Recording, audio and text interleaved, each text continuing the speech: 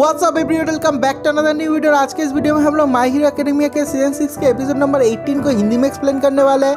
तो जिन लोगों ने अभी तक इस चैनल को सब्सक्राइब नहीं किया, जल्द से जल्द सब्सक्राइब बटन दबा दो।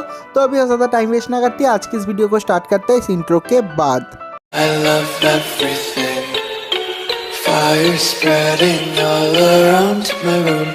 My world's so bright, it's hard to breathe, but that's alright. Hush.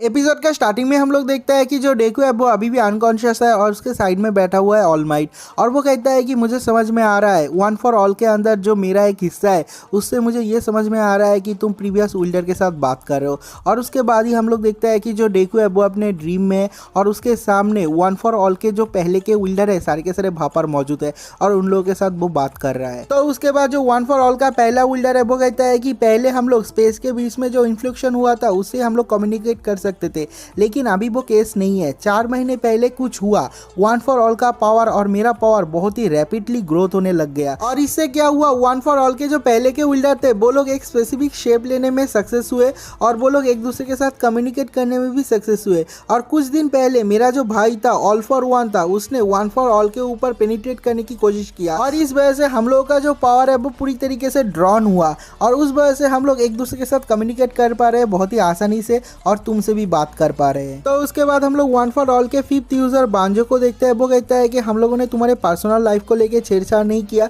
तुम्हारा जो पर्सनल लाइफ है वो प्राइवेट ही रहेगा। लेकिन हम लोग देखते हैं कि जो डेकू है वो बात नहीं कर सकता क्योंकि अभी तक उसका मुंह बना नहीं है। तो उसके बाद जो डेकू है वो सोचता है कि इससे पहले भी जब उसके साथ ऐसा हुआ था तब वो 1-2 बात कर पा रहा था, तो वो कोशिश करता है और वो देखता है कि वो बात कर पा रहा है और वो कहता है कि आप लोग मेरे साथ किस बारे में बात करना चाहते हो। और यह सुनने के बाद जो 5th विल्डर है वो कहता है कि अरे तुम बात कर पा रहे हो, वो बहुत ज़्यादा खुश होता है। हम लोग देखते हैं कि वहाँ पर 4th विल्डर आ जाता है और वो अपने आप को इंट्रोड्यूस करता है। उसका नाम है हिकिगा शिनोमोरी और वो कहता है कि तुमने फाइट के दौरान मेरे पावर को अचानक से जगा दिया था, एक्टिवेट कर दिया था।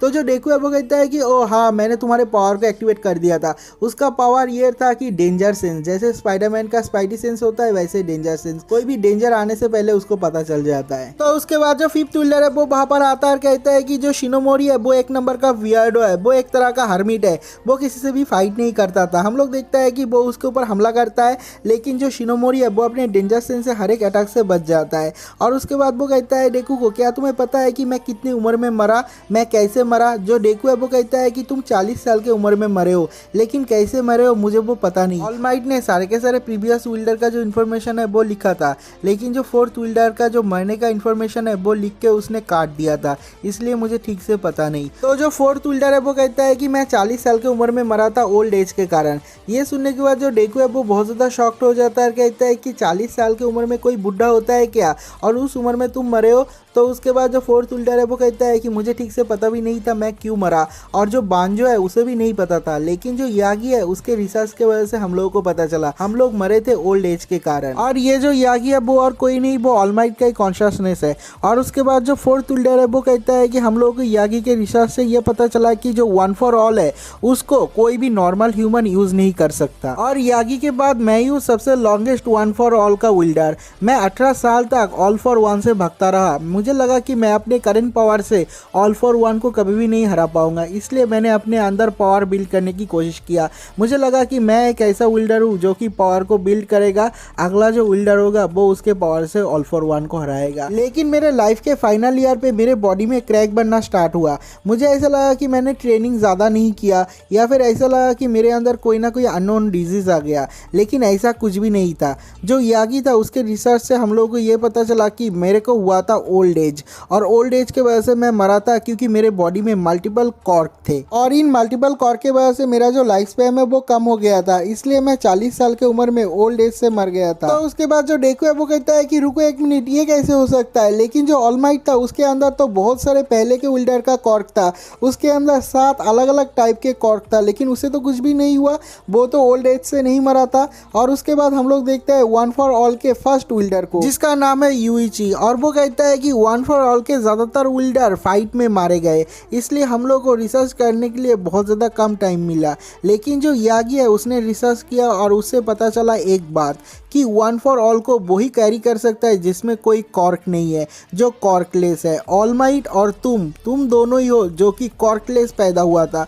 तुम लोग जब पैदा हुए थे तुम्हारे बॉडी में कोई भी कॉर्क नहीं था। तो उसके बाद वो एक एग्जांपल देता है, कहता है कि देखो अगर एक वाइन के ग्लास में थोड़ा सा वाइन है, अगर हम लोग उस वाइन के ग्लास के ऊपर और भी ज़्यादा वाइन डालने की कोशिश करते हैं ज़बरदस्ती, या तो वो ग्लास टूट जाएगा या फिर जो वाइन है वो गिर जाएगा। और अगर एक ग्लास खाली है तो हम लोग आराम से उसमें वाइन डाल पाएंगे। वन फॉर ऑल एक ऐसा पावर है जो कि दूसरे कॉर्क के साथ कॉम्पेटेबल नहीं है, और इसलिए जो फोर्थ विल्डर है उसका जो लाइफ स्पैन है वो कम हो गया था। लेकिन जो यागी है वो 40 साल तक वन फॉर ऑल के पावर को कैरी कर रहा है, लेकिन जो उसका लाइफ स्पैन है वो कम नहीं हुआ है, क्योंकि उसका वेसल में कोई भी दूसरा कॉर्क नहीं था। वो कॉर्कलेस पैदा हुआ था तुम्हारी तरह, और इसलिए उसने वन फॉर ऑल के कॉर्क को अपना ट्रू कॉर्क बना लिया था।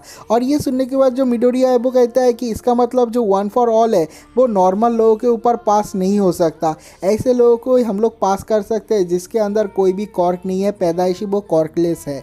तो उसके बाद जो फिफ्थ विल्डर बांजो है वो कहता है कि इसका मतलब समझ में आ रहा है ना इजुकु मिडोरिया, तुम ही शायद वन फॉर ऑल के आखिरी विल्डर हो, क्योंकि कॉर्कलेस बंदा जो पैदाइशी कॉर्कलेस है ऐसे लोगों को ढूंढना नेक्स्ट इम्पॉसिबल है। और जो डेकू है वो बहुत ज़्यादा सीरियस होकर सोचता है और कहता है कि मैं वन फॉर ऑल का आखिरी विल्डर हूँ।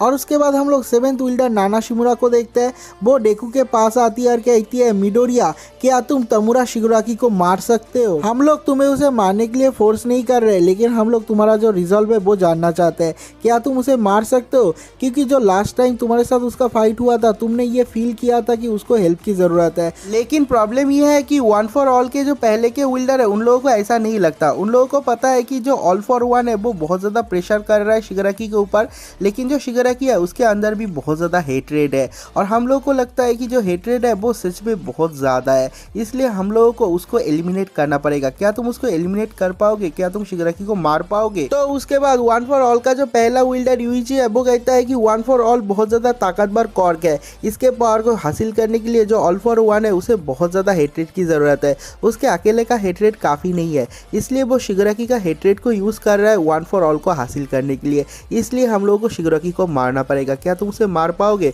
उसके बाद हम लोग नाना शिमुरा को देखते हैं। वो जाती है डेकू के पास और जाने के बाद कहती है कि देखो ये बहुत ज़्यादा शेमलेस है कि मैं तुमसे मदद मांग रही हूँ, लेकिन तुम्हें मदद करना ही पड़ेगा, क्योंकि जो शिगराकी अगर वो पूरी तरीके से इविल बन गया तो उसे कोई भी नहीं रोक पाएगा। तुम्हें उसे रोकना पड़ेगा, चाहे उसे मारना क्यों ना पड़े। क्या तुम उसे मार पाओगे? तो उसके बाद जो डेकू है वो कहता है कि हाँ मैंने ऐसा फील किया था, जो शिगराकी है उसे मदद की बहुत ज़्यादा ज़रूरत है। जब उसने वन फॉर ऑल के अंदर उसका कॉन्शियसनेस इन्वेट किया था मुझे लगा था कि उसमें बहुत ज़्यादा हेटरेड है, लेकिन उस हेटरेड के बीच में मैंने कुछ देखा। मैंने देखा एक छोटा सा बच्चा रो रहा है। और ये सुनने के बाद जो नाना शिमुरा है वो भी बहुत ज़्यादा चौंक जाती है। उसके बाद जो डेकू है वो कहती है कि शायद वो बहुत ज़्यादा इविल बन गया है और वो और भी ज़्यादा इविल बनने वाला है। उसने बहुत सारे लोगों को मारा है, मेरे बहुत सारे प्यारे लोगों को उसने चोट पहुंचाया है, और ये भी हो सकता है कि उसे रोकने का आखिरी तरीका है उसको मारना। लेकिन उसके बाद भी मैं उसके अंदर रोते हुए उस छोटे से बच्चे का हेल्प करना चाहता हूँ, मैं उसे बचाना चाहता हूँ। मुझे पता है वन फॉर ऑल का ओरिजिन ही है ऑल फॉर वन को ख़त्म करना। वन फॉर ऑल एग्जिस्ट ही कर रहा है ऑल फॉर वन को डिस्ट्रॉय करने के लिए, लेकिन मुझे पता है इसके बाद भी मुझे लगता है कि जो वन फॉर ऑल है उसका जो मीनिंग है वो चेंज हो चुका है।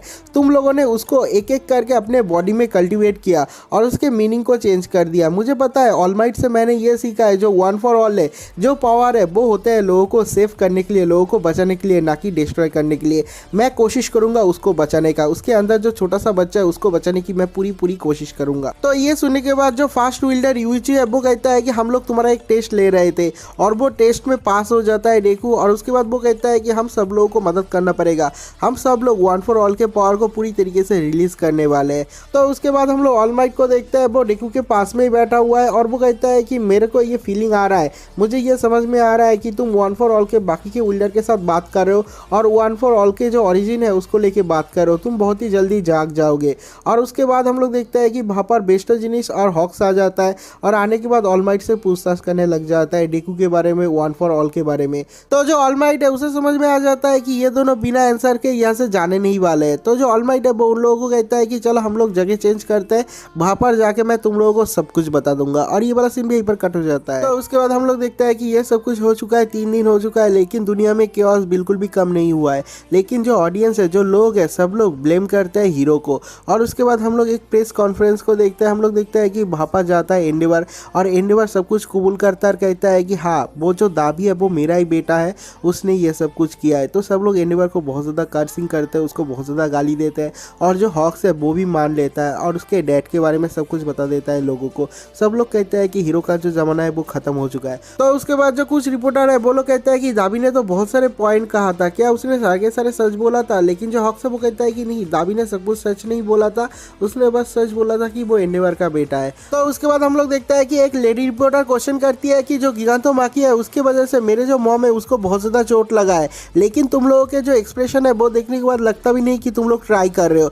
तो जो एंडेवर है वो कहता है कि अगर हम लोग अपना एक्सप्रेशन चेंज कर ले, थोड़ा सा रो दे, तो क्या सब कुछ ठीक हो जाएगा? जो रिपोर्टर है वो कहती है कि ऑफकोर्स नहीं, वो कैसे ठीक हो सकता है, तुम लोगों को उन लोगों को पकड़ना पड़ेगा, सर के सारे विलेन को पकड़ के उन लोगों को सजा देना पड़ेगा। तो जो एंडेवर है वो कहता है कि हाँ हम लोग वही करने की कोशिश कर रहे हैं, लेकिन अभी हम लोगों के पास ज़्यादा हीरोज बचे नहीं है जो कि सब लोगों को प्रोटेक्ट कर सकते हैं, इसलिए हम लोग उस एरिया को छोटा कर रहे हैं जिस एरिया को हम लोग को प्रोटेक्ट करना पड़ेगा। हम लोग शेल्टर बना रहे हैं, वहाँ पर सारे के सारे लोग वहाँ पर शेल्टर लेंगे, उस जगह को हम लोग प्रोटेक्ट करेंगे। और उसके बाद बहुत सारे रिपोर्टर को गुस्सा आ जाता है और कहता है कि ऐसे कैसे हो सकता है, तुम लोग पहले से शेल्टर कैसे बना सकते हो बिना फ्यूचर के? और उसके बाद जो एंडेवर है वो कहता है कि देखो ये सब कुछ फ्यूचर के लिए ही हो रहा है, सब लोग मेरे तरफ देखो, मैं चाहता हूँ कि तुम लोग मुझे देखो, मुझे हेट करो, ना कि अभी से जो लोग, जो हीरोज अपने जान को कुर्बान करेंगे तुम लोगों को बचाने के लिए, उन लोगों को हेट बिल्कुल भी मत करो। तो उसके अगले सीन में हम लोग यूए हाई के स्टूडेंट को देखते हैं, जो डेकू है उसके क्लासमेट्स को देखते हैं। हम लोग देखते हैं कि सब लोग के हाथ में एक एक करके चिट्ठी है और वो चिट्ठी डेकू ने दिया है, और उस चिट्ठी में बताया गया है कि ऑल फॉर वन क्या है, वन फॉर ऑल क्या है, जो शिगराकी है वो डेकू के पीछे क्यों पड़ा हुआ है,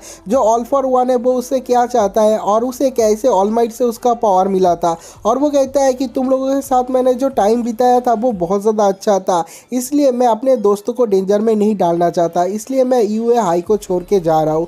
हम लोग देखते हैं कि जो डेकू है वो स्कूल छोड़ के वहाँ से भाग जाता है। हम लोग देखते हैं कि उसके जो दोस्त है वो लोग बहुत ज़्यादा परेशान है, बहुत ज़्यादा सैड भी है, जो उरारा का है वो भी बहुत ज़्यादा सैड है।